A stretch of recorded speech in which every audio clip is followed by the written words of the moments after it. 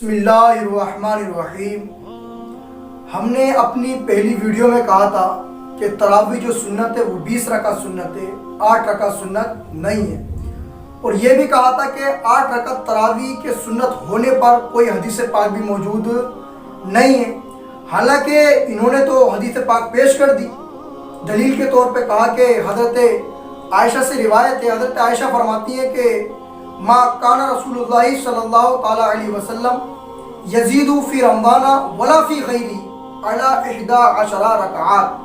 کہ آقا علیہ الصلوۃ والسلام رمضان میں ہو یا رمضان کے علاوہ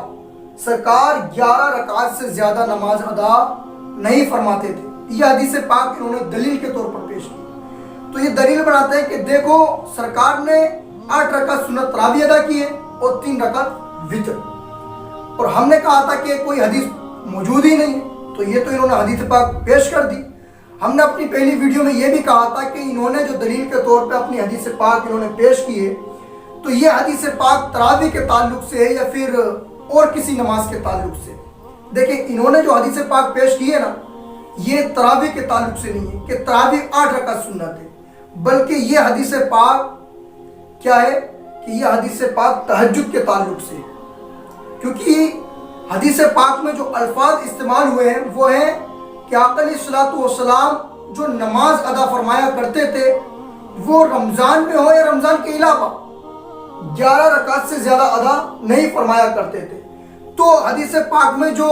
یزید فی رمضان ولا فی غیرہ کے الفاظ استعمال ہوئے ہیں، اگر ہم اس پر بھی غور کریں گے نا تو پتہ چل جائے گا کہ یہ حدیث پاک جو ہے یہ تراویح کے تعلق سے نہیں ہے بلکہ تہجد کے تعلق سے ہے، کیونکہ تراویح جو پڑھی جاتی ہے وہ رمضان میں پڑھی جاتی ہے، رمضان کے علاوہ میں نہیں پڑھی جاتی۔ اور حدیث پاک میں کیا ہے کہ سرکار رمضان میں ہو یا رمضان کے علاوہ سرکار 11 رکعت نماز پڑھا کرتے تھے۔ تو جب یہ حدیث پاک میں یہ جو الفاظ کہے گئے ہیں کہ رمضان میں ہو یا رمضان کے علاوہ، تو رمضان کے علاوہ میں تو تراویح پڑھی نہیں جاتی، تو اس سے بالکل صاف ظاہر ہو جاتا ہے، واضح ہو جاتا ہے کہ یہ حدیث پاک تراویح کے تعلق سے نہیں ہے بلکہ تہجد کے تعلق سے ہے۔ دوسری بات، ہم کیسے پتہ کریں کہ واقعی یہ حدیث پاک جو ہے یہ تراویح کے تعلق سے نہیں ہے بلکہ تہجد کے تعلق سے؟ دیکھیں ترمذی شریف میں اس حدیث پاک کو جو ذکر کیا گیا ہے وہ باب صلاۃ اللیل میں ذکر کیا گیا ہے، یعنی تہجد کے باب میں ذکر کیا گیا ہے اس حدیث پاک کو، جو یہ دلیل کے طور پہ پیش کرتے ہیں۔ اگر یہ تراویح کے تعلق سے ہوتی حدیث پاک تو اس کو باب صلاۃ اللیل میں ذکر نہ کر کے تراویح کے باب میں ذکر کرتے ہیں۔ تیسری چیز، یہ جو دلیل کے طور پہ حدیث پیش کرتے ہیں حضرت عائشہ سے جو روایت ہے، تو یہ آخری حصہ اس حدیث کا بیان نہیں کرتے۔ اگر اس حدیث کا آخری حصہ بیان کریں گے نا تو تب بھی ان کو پتہ چل جائے گا کہ یہ جو حدیث پاک ہے وہ تراویح کے تعلق سے نہیں بلکہ تہجد کے تعلق سے۔ آخری حصہ کیا ہے؟ حضرت عائشہ صدیقہ رضی اللہ تعالی عنہ آقا علیہ الصلوۃ والسلام سے عرض کرتی ہیں کہ یا رسول اللہ صلی اللہ تعالی علیہ وسلم، آپ وتر سے پہلے کیوں سو جایا کرتے ہیں؟ تو سرکار نے فرمایا، عائشہ ہماری آنکھیں سوئی رہتی ہیں اور دل جاگا رہتا ہے، یعنی آقا علیہ الصلوۃ والسلام عشاء کی نماز پڑھ کر اور تراویح ادا کرنے کے بعد وتر سے پہلے سو جایا کرتے تھے، اور آخری حصے میں، رات کے آخری حصے میں سرکار اٹھ کر وتر اور تہجد کی نماز ادا فرمایا کرتے تھے۔ چوتھی چیز، اگر سرکار نے تراویح کی نماز 8 رکعت ادا فرمائی ہے تو پھر حضرت عمر رضی اللہ تعالی عنہ نے 20 رکعت کا حکم کیوں دیا؟ اگر حضرت عمر نے 20 رکعت کا حکم دے کر غلط کیا تو اس غلط کام کو تمام صحابہ اکرام نے قبول کیوں کیا؟ اور حضرت عائشہ نے تو اپنی آنکھوں سے دیکھا تھا نا،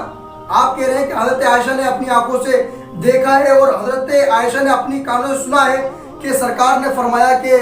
8 رکعت پڑھا کرتے تھے، تو پھر حضرت عائشہ نے جب حضرت عمر کو دیکھا کہ عمر 20 رکعت کا حکم دے رہے تو حضرت عائشہ کیوں خاموش رہی؟ حضرت عائشہ نے کیوں نہیں روکا حضرت عمر کو کہ عمر سرکار نے 20 نہیں بلکہ 8 پڑھی ہیں؟ لیکن حضرت عائشہ خاموش رہی۔ یہاں پر حضرت عائشہ خاموش رہنا اور تمام صحابہ خاموش رہنا اس بات پر دلالت کرتا ہے کہ آقا علیہ الصلوۃ والسلام نے 20 رکعت نماز ادا فرمائی ہے۔ اگر 20 رکعت خلاف سنت ہوتی تو حضرت عائشہ खामोश नहीं बैठती, सहाबा इकराम खामोश नहीं बैठते। सहाबा इकराम कहते कि हजरत उमर, सरकार ने तो 8 रकात नमाज अदा फरमाई और आप 20 का हुक्म दे रहे। अगर सरकार ने 20 ना अदा फरमाई होती, सहाबा इकराम और हजरत आयशा का हजरत उमर से ये ना कहना